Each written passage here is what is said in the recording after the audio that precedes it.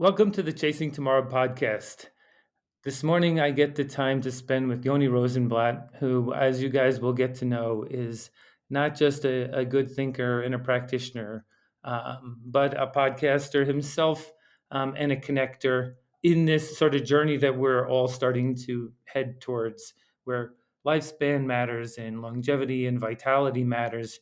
Yoni lives this every day with his patients in his business, which is growing and expanding, which is amazing. The people you get to touch, but also his personal perspective on, what is it that we can do individually to give ourselves the best chance to live our version of a high performance life, which is what this is all about. Yoni, welcome to the show. Hey, thanks for having me, Joe. I'm excited to dig in.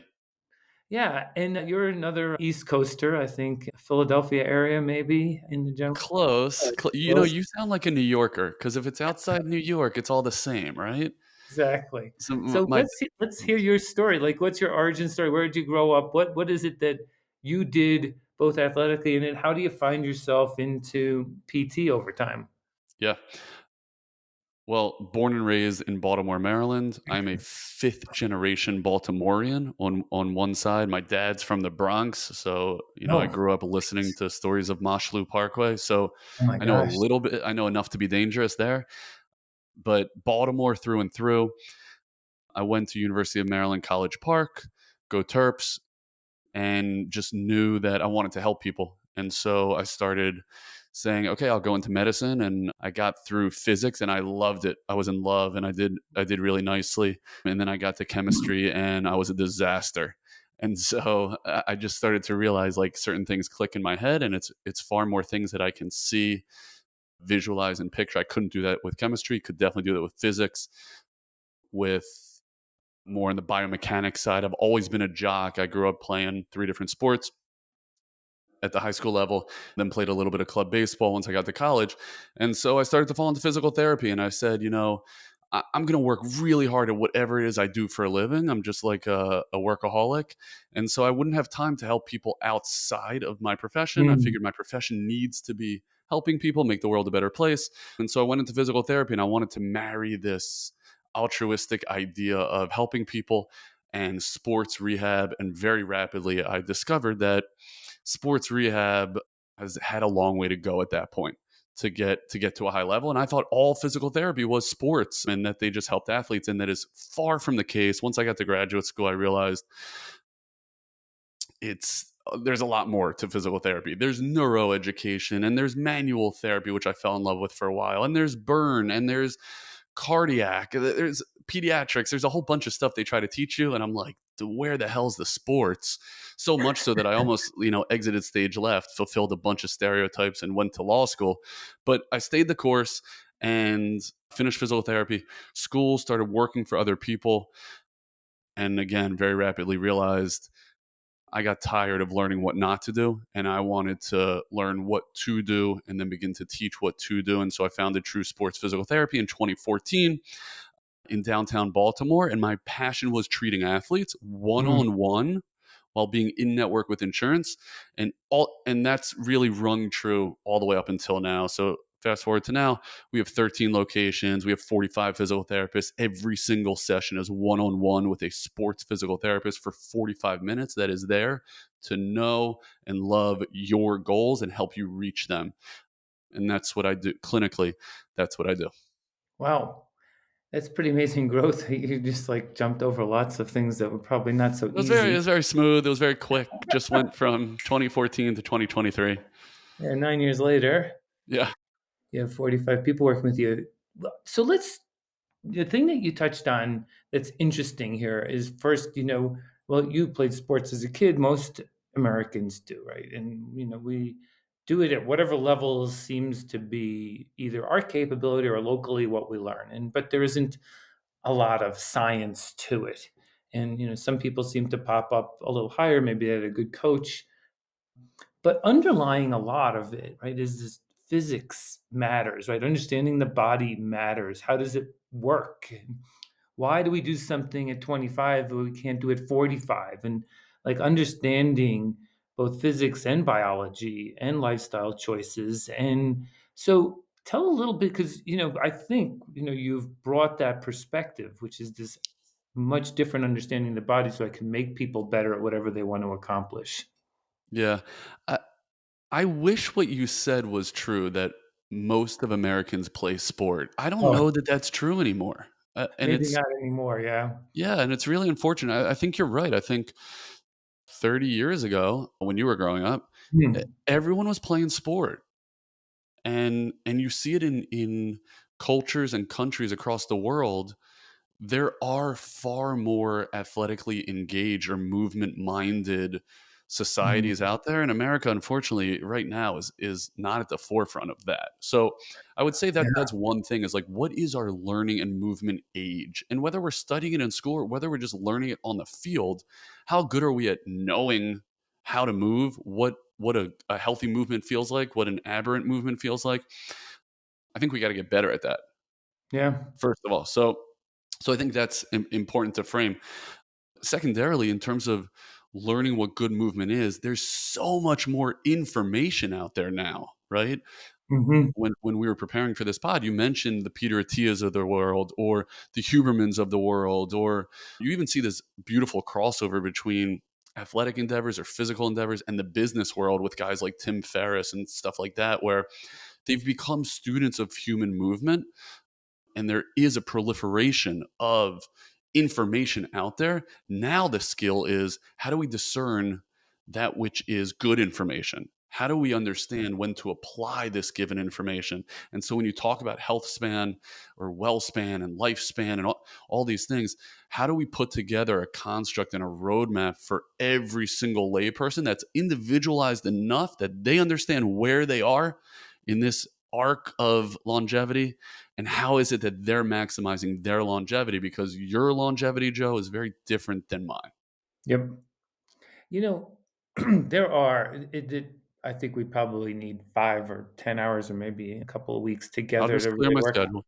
No some of problem. these concepts, but so a couple of things, like, I went through probably not that dissimilar to you. We worked a lot and we fit things in when we could.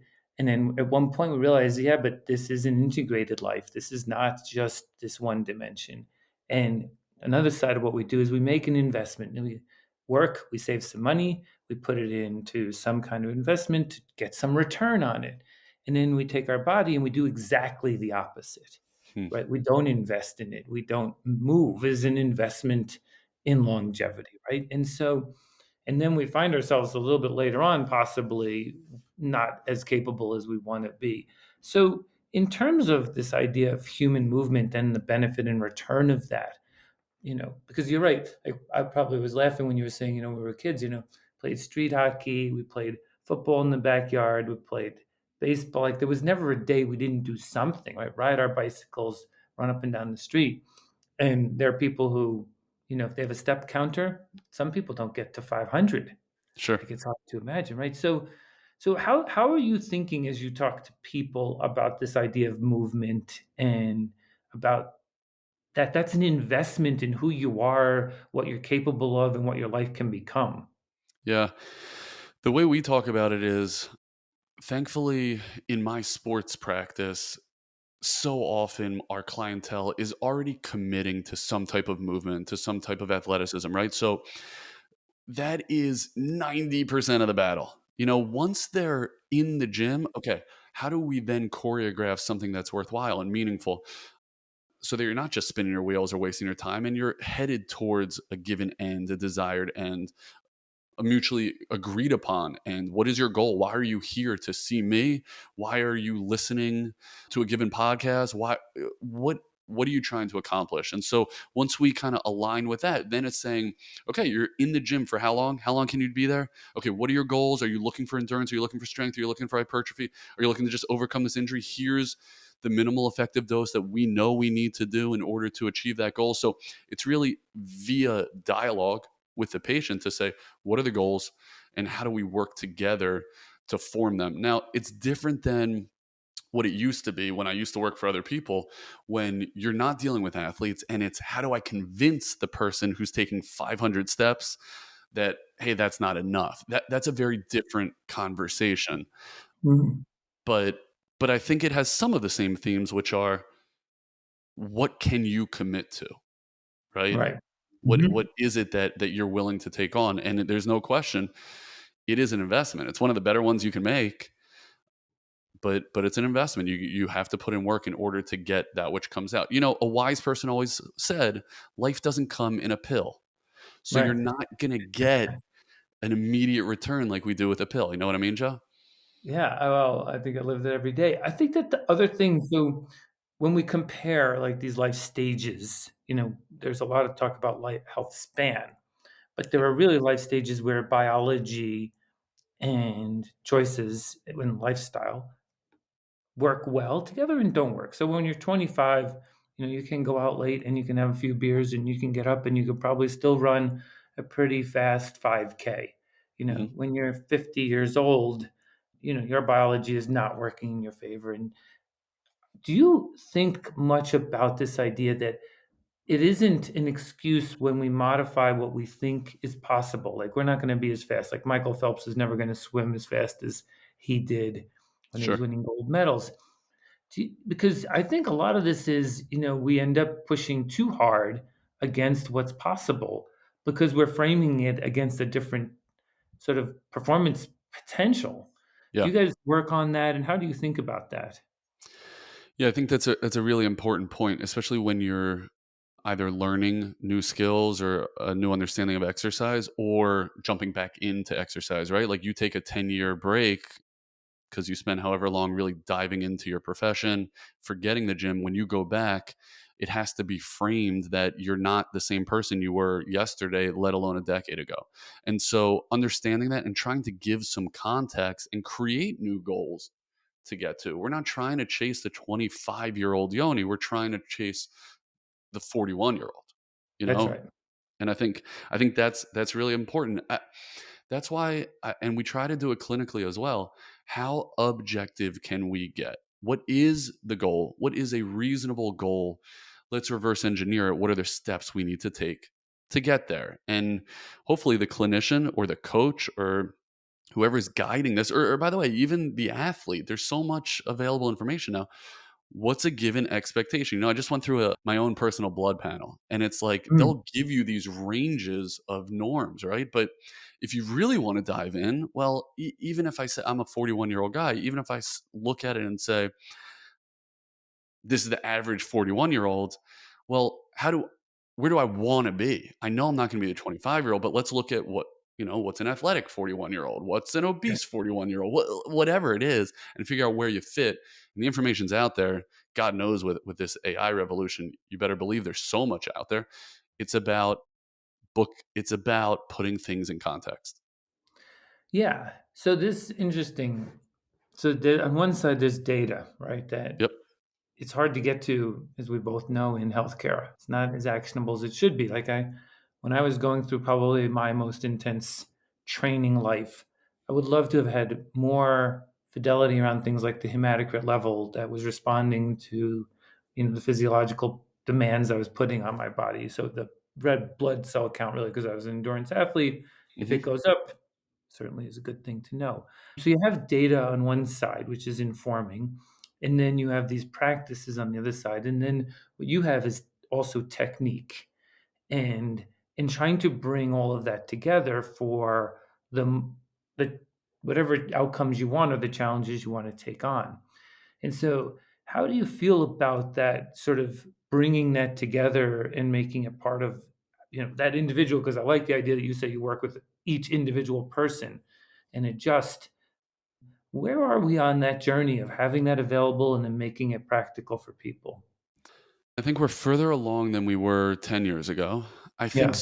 a lot of it has to do with, unfortunately, I'd say the financial or medical model that we're in, right? Because Yeah. to me, and you heard me mention it like in my quick elevator pitch on myself, which is w- I am so obsessed with spending one on one time with my patient Yep. so that I can understand where they are and what's their movement signature. How skilled are they at movement and what that's going to do. Everything I ask, everything I watch is going to give me answers or is geared towards giving them the best possible tool to use to get the outcome they need. An example would be if I'm working on explosiveness with an athlete. Mhm. As I talk to them, the questions I ask, and as I watch them move, I'm thinking in my head, okay, what home routine am I going to create for them? Is it going to be a box jump? Is it going to be a single leg box jump? Is it going to be Olympic lifting? Is it going to be a clean? Is it going to be a snatch? Is it going to be a jerk? There's so many ways, like this massive spectrum to find how to work on explosiveness. You got to figure out where that athlete right in front of you is. And if you're the athlete, figure out where are you and what are you capable of and what's the best bang for your buck to keep you healthy. Joe, you made a great point, which is we get hurt more than we should as a population. And I think that's, that's great job security for schmucks like me, but the only reason that happens is because we push too hard. We don't understand the choices we're making, and maybe we don't have as many tools to use to get the desired outcome. I think that's where finding a great coach or sports PT comes into play. But that's how I address those things. Yeah, That's how we try to figure out where that athlete is. I like it. I part of what excites me about the kind of work that you do and your team does is not only just the individual level, but it's, geared towards the path. They always say that like greatness is a really slow slope. It's not a steep slope. There might be steep like little pieces in between, which could be like a burst, but it's not steep because you need foundation, right? You have to create foundation to put strain on. It's just very simple concepts that we don't really connect with, and so you're working on that. So, Well, I think we get impatient, right? I think yeah, people, you just run out of patience. and so how do you then build that foundation for people? What are pieces of advice that you give and guide people towards? A couple different tactics, I'd say. One would be if they're coming in post injury, it's you understand how much time we just lost in terms Mm, of getting to your goal because of a given decision that was made, or maybe something that was out of our control, but bringing that to the forefront to say we want to avoid that at all costs, right? Because we just lost all that time. So patience is a virtue. The other side is, and we do this a ton on the sports performance side when we're just training healthy athletes, is the athlete may or may not know where they are in this massive progression of building foundation and then sprinkling on max efforts and things like that. What they do know is, are they being challenged in the here and now? And so, like, yeah. when you're building this massive foundation of, let's say, endurance, if you're an ultra guy, right? You Mhm. better believe you're feeling challenged that entire time through. And so, if you look at it from race day, looking back at your training, you're like, "Ugh, I spent 6 weeks working on this massive foundation so I could be ready for something like this." Well, the job of the athlete, the job of the coach is to say, in the here and now, in the present, it's not going to feel drawn out because I'm going to meet you where you are and challenge the hell out of you today. And that's why when we teach, to go back to that explosiveness example, yes, we might be working on a small little box jump, but I'm going to make it hard as hell for you so that you're learning a new skill. And so you're far more engaged in the challenge than you are in the fact that, Jesus, 6 weeks away from reaching my max. Yeah. Do you find, and a bit of a setup question, but if you tell someone to do something, you have a higher probability of them doing it than them trying to create that pattern themselves?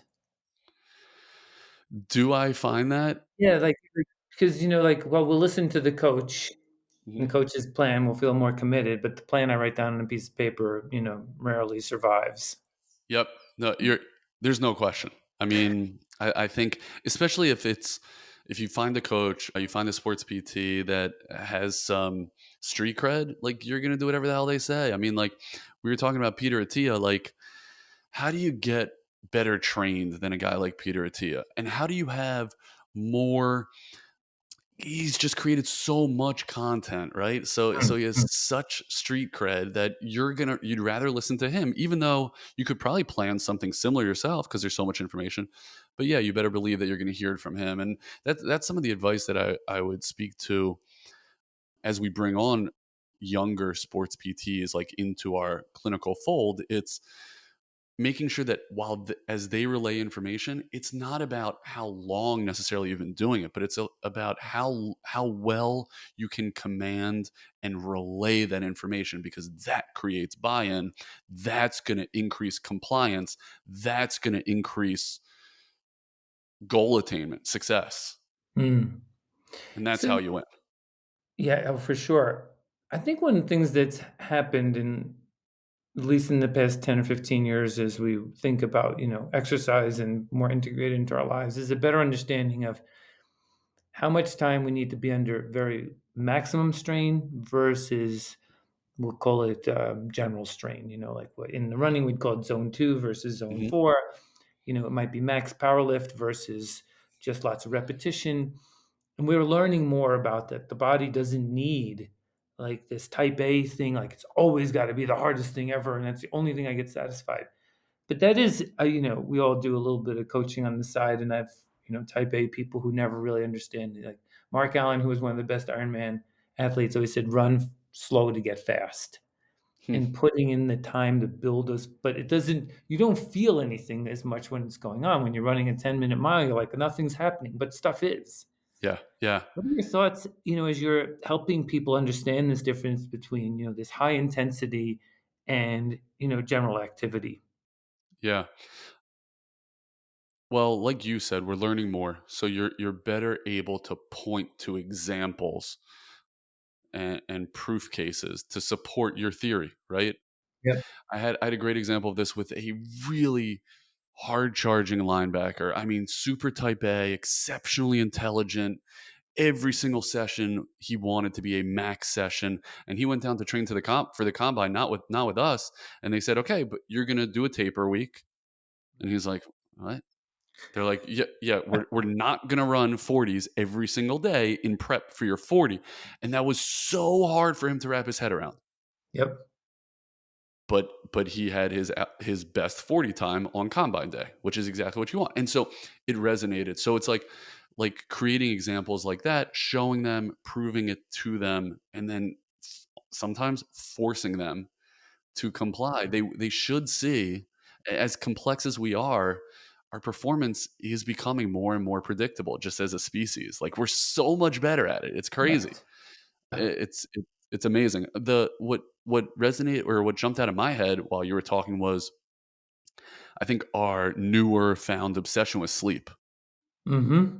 right? And like it's a great example of, stop saying you can sleep when you're dead, because you're gonna miss out on so many things today. Like Yeah. you're because you're exhausted and you're not gonna be performing. You're not gonna be mentally there. It's like the type A's have become type A about shutting it down, and Yeah. that's it's so important. Yeah. And well, because there's some of this that's sort of very understandable, and then it's almost you have to deconstruct to reconstruct, right? Because it back to when you're 25 and the mitochondria are producing at this accelerating rate, I and miss that. testosterone, yeah, right, is raging, and it's all because biology wants us to create more people, and so it Yep. sets us up for that. And then once we're done with that, then the biology doesn't need to accelerate at that rate, and it starts to slow. And so it sort of makes sense, but we didn't grow with that. So now we have to adapt to a new Yeah. way. And so I often think that, the hardest thing to learn later on is that, a 9-minute mile is better than no mile, right? Like Mhm. that's what your Mhm. choice ends up being. Like you want to run a 7-minute mile, but it's okay. It's better than not sitting on the couch. So, but the other thing I wanted to talk to you a little bit about, I was listening to some of your podcasts and you talk about mechanics. Mhm. And you said you were fascinated with physics, and there are a lot of mechanics in the body that make us both healthier, more capable of taking on what load we want to put on it, and then in repair, getting us back mechanically. So tell Mhm. us your thinking on this topic. Okay, my thinking on biomechanics as a whole, I'm still fascinated by it. It Mm. doesn't matter what you believe in, what who you think created this entire system. This system is incredible. It's incredible, and just the fact that, I'm a baseball guy, I'm mesmerized by the human shoulder. The Right. fact that that thing ever works, that your humerus sits inside of your glenoid, which is the socket, and that it rarely falls out.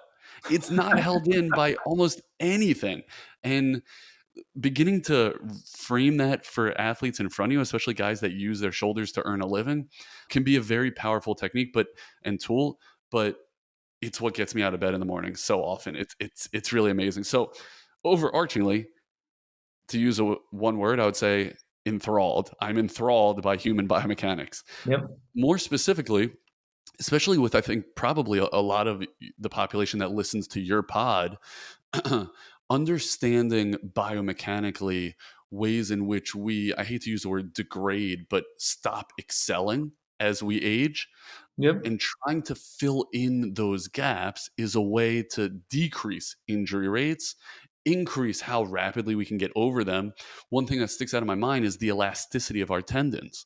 And so, because of everything you mentioned, because of the hormone levels, because of the mitochondrial density, because of just simply the softness and suppleness of the tissue when we're younger, we're able to withstand far more load and we are more resilient. Now, how do we train to decrease the downgrading of those things? And so there are plenty of ways to do it. And so, are you training the elasticity of your muscles? Are you training its ability to withstand force and recreate force? I mean, I'm thinking about Achilles tendons, and it's like I'm so bashful about getting back into pickup basketball because I'm just waiting for my Achilles to explode because I'm the age. But Right. the training around that, and can we get the elasticity and the resiliency of that Achilles tendon to keep up with the load we're placing in it? And that's just a matter of adding in 1, 2 exercises to already your training regimen. It's a must. It's a must for your population that's thinking either I want to get off the couch and back to my 5K, or I want to keep doing my ultras. That those tendons need to remain springy and responsive, and we know how to do it. There's simple training protocols to do those things. So, I'm super passionate about educating that. I think that answers my outlook on Yeah. biomechanics from two perspectives. Yeah, yeah, it does. How, we're, I think your point before, which is, we're not getting off the couch enough at a young age, probably not as much later. Maybe we have this blip, right? We were doing a lot when we were in our 20s, hit our 40s, like, oh, I should do something. And then we let it go away Yeah, again. And then hard to bring it back. Now, we could talk probably pickleball for a while and see if yeah, yeah. what's happening there. But, this consistency through life, right, is important. And I Yeah. think, Joe, you said it, and I love the way you said it, which was we tend to bucket things. Like, I'll spend my 20s running marathons, and I'll spend my 30s diving into my career, and then I'll dust it back off in my 40s because I want to get rid of this gut, and we lose this blend. Mm. Right? We lose the ability to blend and stay consistent. And I think that's where real health is won and earned, is in that consistency. And that's what I think leads to the injury rates, Yeah. right? When you forget to blend or you stop blending, and how important that is. It's also, we were talking a little bit business before. I think it's the same thing with this work life balance that people preach about, right? Like, in my world, I don't clock out, right? I find myself not being a factory worker where I punch in and out, and now I think about work, and now I don't think about work, and now I think about family, and now I don't think about family. If you can find that which it is you love, it becomes like this beautiful continuum Mm. of work life, as opposed to an overbearing work bleeding into my life. If you can figure out how to love both and integrate both, it's the same thing with exercise, right? I totally agree with that. I like to think of like work-life harmony, Oh, it's good. that harmonize them. And, challenge is challenge. I don't know if I'm getting paid to do it or I'm choosing to do it in the gym. I should just find that the integrity that I bring to it, meaning Mhm. that I want to perform whatever my task is. Like if you said, hey, Joe, you should, be a garbage collector, then I should just do that great too. Like, why? Why have, the sort of fantasy of loving what you do? Why don't you just doing what you love? Why don't you just love what you do all the time? And I think that this is the other part of this physical part of our lives is understanding that there's a massive return on the investment of time you put into that, Hmm. and I do think the probably, the fanboys around Peter Attia, but the thing that I like his focus is when you're 80, you should be able to do activities that you would want to be able to do. Hang out with your grandkids, go to the grocery store, walk up the stairs, feel still vibrant, right? The Yeah. blue zones that are being researched more and more, trying to, when you have work-life harmony, don't carry stress as deeply, you Hmm. know?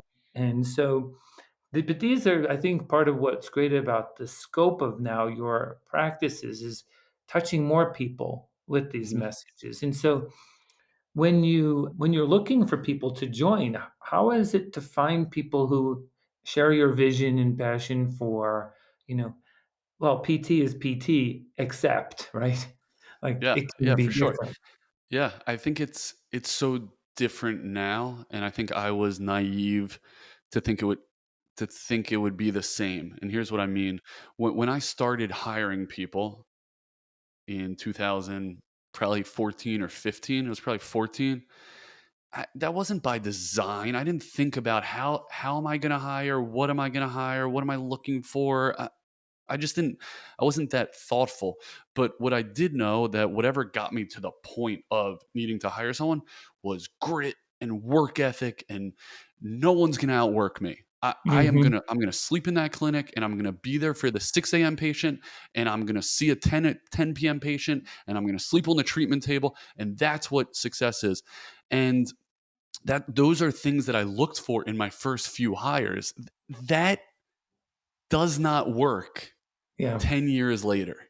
And Mhm. it doesn't work because it's not sustainable. That is not a way to scale. And I think one of the mistakes I made was trying to just keep looking for the same thing. Whereas now what we're able to do is look for therapists and team members and coaches that are passionate about what they do and what we do. They want to grow, they want to learn, and part of growth and part of learning is understanding when to throttle up and when to pull back so that these things can be sustainable. And that's the way you grow. That's the way Yeah. you grow when you're trying to hypertrophy a muscle. That's the way you grow when you're building a business. And that's wrapping my head around that idea was a total mindset switch or change that I kind of came to gradually. And 10 years from now, if I'm still hiring, it's going to look different. Yeah. That's what I fanboy about Peter Attia about, because that guy would not shut up about intermittent fasting. And then Right. all of a sudden, he's like, wait a minute, Yeah. this might not be the panacea I thought it was. Yeah. And he was able to change. And I think that adaptability is something God knows I try to work on that every day. I think it's what we can all work on is just realizing that this entire thing is a process, whatever it is you're trying to grow. Totally agree with you. I write about the journey every day. So a little bit of a shift because this is a really big, important topic for us in our health system in the country. $4.2 trillion spent. We mostly work on sick care. We really don't work on health care. But, we have to figure out how to align sort of more of the choices that we make and find a way to pay for it so that Joe, people can. before you ask me this question, ready? I don't know what you're going to ask me, but let's say I take a country of 300 million people Hmm. and I say, Joe, I want you to do this right. I want you to set up this healthcare model right. What does that look like? Yeah, I think that the same thing that we would do for any other productive business or process that we live in our lives generally, which is setting a foundation for, both the principles and outcomes we want to achieve. What are the processes? What's the data that we need? How do we support and, direct that to this outcome, right? Outcome for us isn't defined in healthcare. Outcome is misguided. So that's what we would have to do and start at an early age with a system that builds that foundation. Okay, so what are you trying to achieve, and what's your system, Joe? Me personally, or Yeah, if you're designing it for the country, right? yeah, I think that what is if we really thought about, because listen, to your point, Yoni, we've changed a lot in the past 100 years. We were farmers, 98% of us in 1890, and now there's 2% of us are farmers. In a very short period of time, we've radically changed how we live, Mhm. and whether it's the resources we have, to the way we eat, to the way we socialize. So everything has radically shifted, and we have not evolved sort of how we've lived to be productive anything past sort of the average old sort of midpoint of life, right? So the midpoint of life used to be 30, and the midpoint of life is closer to 45, and so, but we have no systems that accommodate for that. So we have to actually Mhm. rethink, if we're going to live for this long period of time, how should we build a foundation that allows us to be productive members of society at a lower cost because we made good decisions early on. Yeah, We didn't have education 100 years ago in the way that we did. I think it was in like 1915, only 10% of Americans even went out to high school. And it's so amazing. all these foundation concepts we need to bring in with health at an early age Mhm. that would then connect to this outcome of living to 100 years, and how would you need to do that? Yeah. We're also if we're gonna do that, we need to decrease the debt of the providers, right? Think about that. How do you go I look at this all the time because Israel has a very heavily socialized medical program or system, and I'm always looking at like, I wanna spend more time in Israel. But if I have hundreds of thousands of dollars of debt, how do I go to Israel and provide care for pennies on the dollar? I'll never pay it off. And if all these people aren't sick in America, let's say we're just staying in America, if all these people aren't sick, they're not paying a bunch of money Right. to go see their doctor. Their doctor has to earn a certain amount of money because he owes a certain amount of money. That's right. Yeah. So $4.2 trillion can pay for good health care. Yeah. It can. There's no question about that. And a plan of $7 trillion in the 2032 timeframe, Jesus. will crush the US economy. So I think what we're like every other system that got better, what we have to do is optimize for, change. And there's some people who aren't going to like to change. There's health plans that make a lot of money So much. administering a payment system that aren't adding any value. Yeah. We Imagine if you or I like set out on this goal, which is sort of this project I'm working on informally, which is to say that over the next 20 years, next 30 years, 40 years, our goal is, other than in tragic sort of circumstances, we're going to consume almost no healthcare costs. And what if 10 million people did that? Not out of 340 million, like only 10. We would probably save $100 billion, because we wouldn't have consumed that $500,000 in the last 6 months of our life. And just that, forget the Yep. rest. So there are ways that we can actually individually put less strain on the healthcare system that'll free up some money that should go back into when you, as a provider, compensating you properly, so you can put systems in place that would allow all of us to have access to your service, that would make us all healthier. The Yeah. irony, right, is that we have yet to realize that healthcare is just like education. It's got to start early, it's got to build a foundation, and it's how you actually create more productive humans. And I think in the next 10 years, we'll start to entertain this because the momentum is building. We just have to figure out how to work around this system. You know, Yeah. this is like sort of my passion. It's funny that you asked that, because this is my passion, is to try and figure out how we leverage the dollars we have available, Mhm. not to just deal with the problem, but deal with Mhm. the solution.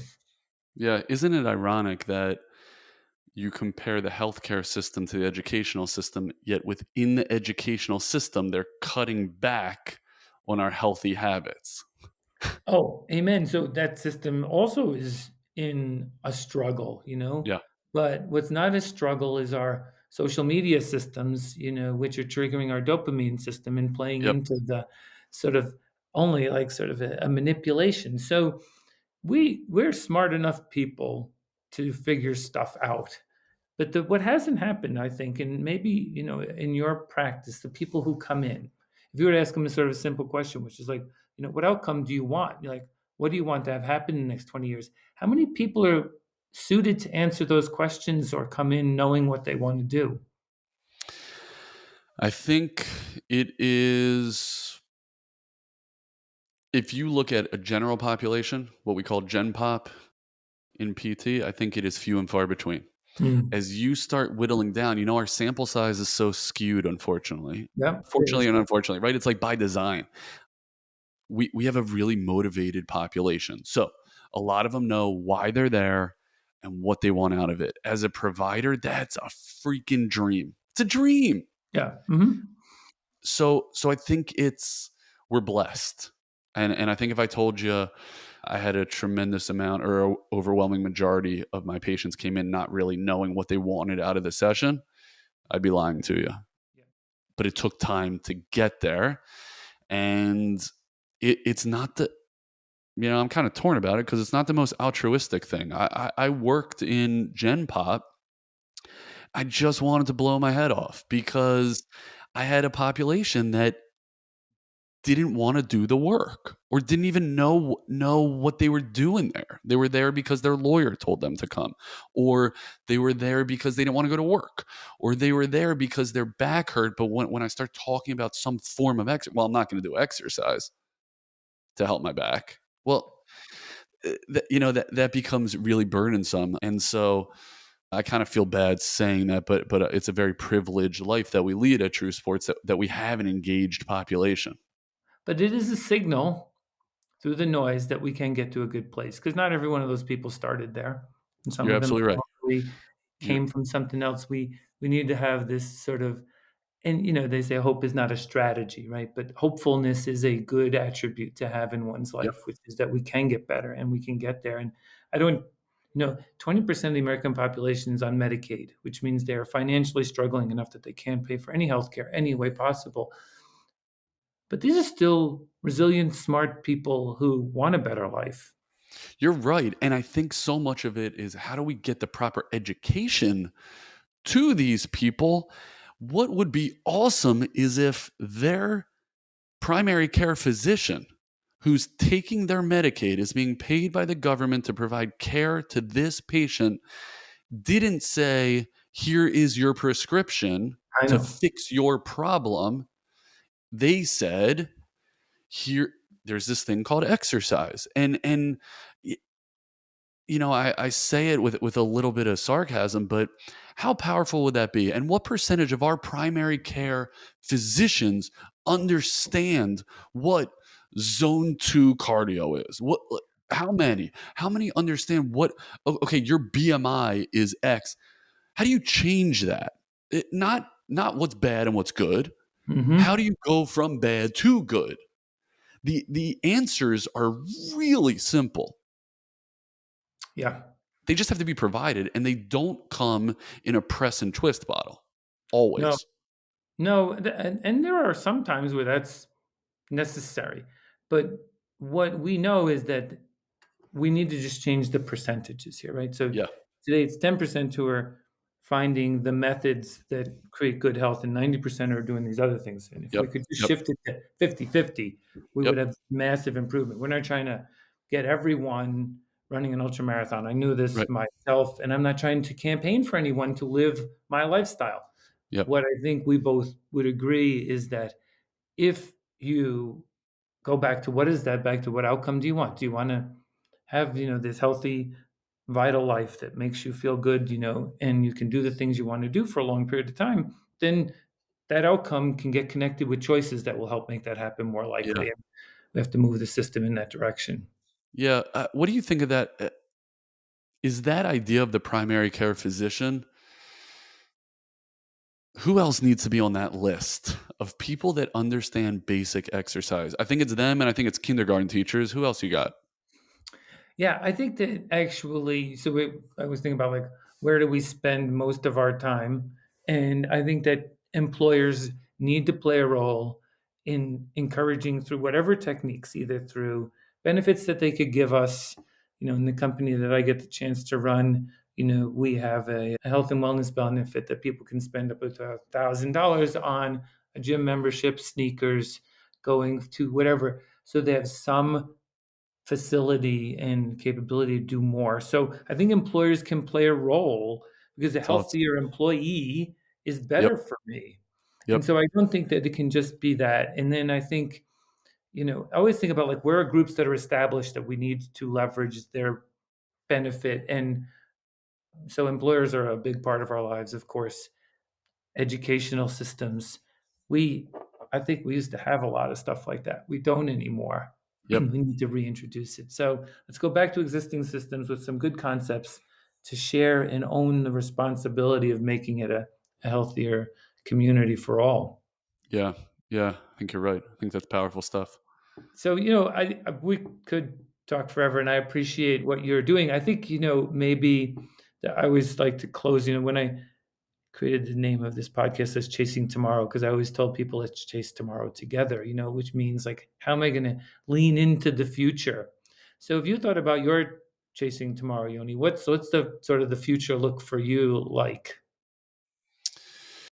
I'm really investing in and putting a lot of my brain power in building leaders in the sports rehab space, right? Mm, And that's also it's been a mindset shift in that how do I create paths for my teammates to excel and grow in whatever arena they want that to be in. Hopefully it's with us, but it doesn't have to be with athlete care. Maybe mm, it's with education, right? Maybe it's with management of other PTs. Maybe it is in treating higher level athletes and things of that nature, and creating that sense of success in an individualized way yeah, because they're so unique. So I think that's in some capacity what the next few years will look like for me, professionally speaking. yeah, that's awesome. Well, we're all benefiting from, idealists and entrepreneurs like you who are out there doing something. The growth that you've had is not just demonstrative that you can grow a good business, but that there is a real need that is being met, and you're meeting it. And we need to do it more at scale. 4,500 endpoints would be great for you to have one day, Like not that. just. I'm good with that. Uh, and let's go on this journey together. The more the message gets consistent and we understand the benefits we get, the better for all. So, Yoni, thanks for doing what you're doing, and thanks for coming on the podcast. This is a great time. Thanks for doing what you're doing. I've really enjoyed myself. I appreciate you, Joe. Thank you.